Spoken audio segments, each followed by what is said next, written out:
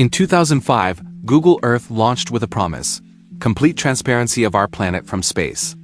Within weeks, users noticed something strange.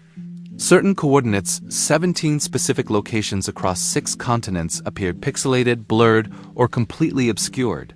Not military bases, not nuclear facilities. Places with no obvious security justification.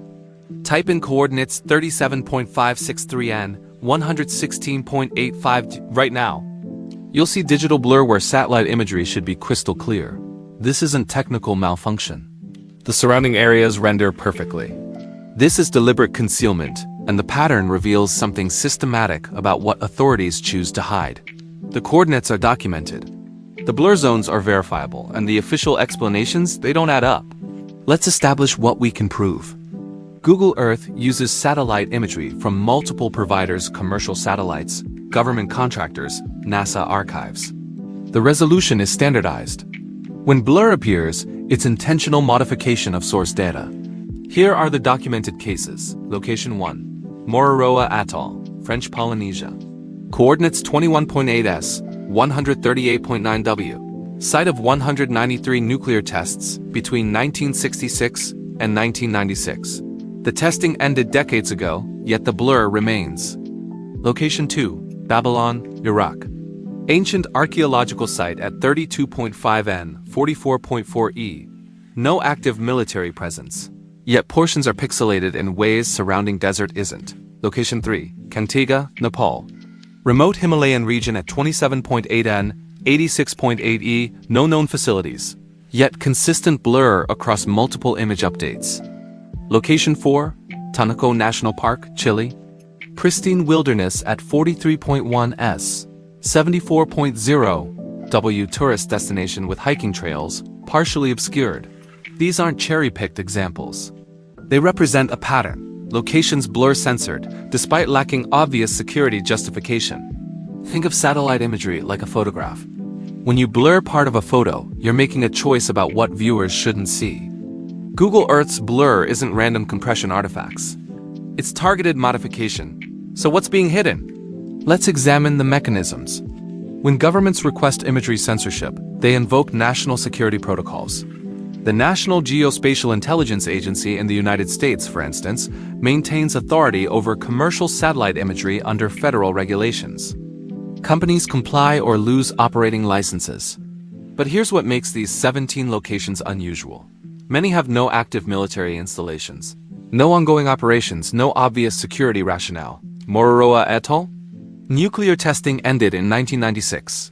The contamination is documented. The danger zones are published. Tourist boats pass nearby. What justifies ongoing concealment 29 years later? Babylon? It's a UNESCO World Heritage Site. Archaeologists publish surveys. Tourists visit daily. Yet portions remain blurred. The economic motivations are harder to trace than patent suppression, but they exist. Consider satellite imaging as an intelligence commodity. What you can see has value. What others can't see has different value. Some blur zones protect legitimate secrets, active military installations, classified research facilities. But 17 locations suggest something beyond standard security protocols. Here's the pattern. Blur zones often coincide with either historical test sites now abandoned, archaeological anomalies that contradict official narratives, or geographic features that remain unexplained. Tanaco National Park in Chile, for instance, shows perfectly clear imagery across 90% of the park. Then sudden blur zones appear over specific ridgelines with no published explanation, no military presence, no private property disputes, just ... blur. Let's address the obvious counterarguments. Some blur is legitimate. Area 51 deserves classification. It's an active testing facility. Nuclear submarine bases have operational security needs. But Cantiga in Nepal, there's no facility there, no roads, barely any trails. It's remote Himalayan wilderness that requires multi-day trekking just to reach. What operational security justifies concealing empty mountains?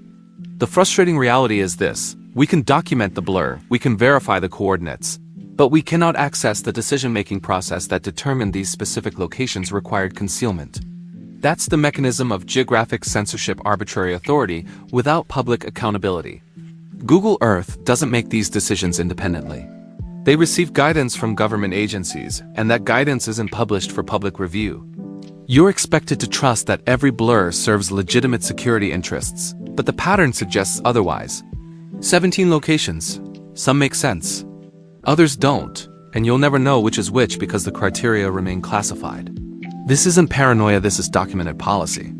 Geographic data censorship exists. The question is whether it's proportional to genuine security needs or whether it conceals information the public has a legitimate interest in accessing. Here's what the documentation shows. Blur zones persist across multiple satellite imagery updates spanning years. They're not temporary classifications pending review, they're permanent concealment. The coordinates are verifiable. Load Google Earth right now and input 32.5N, 44.4E for Babylon. You'll see the blur yourself. This isn't conspiracy theory requiring belief. It's visual evidence requiring only internet access. But here's the critical thinking challenge you need to apply. Not every blur hides something sinister. Some protect active operations. Some conceal infrastructure vulnerable to targeting. The problem is the lack of transparency about which is which. When concealment criteria remain classified, you can't distinguish legitimate security from arbitrary censorship. Question everything, including this video. Verify the coordinates yourself. Check multiple image dates.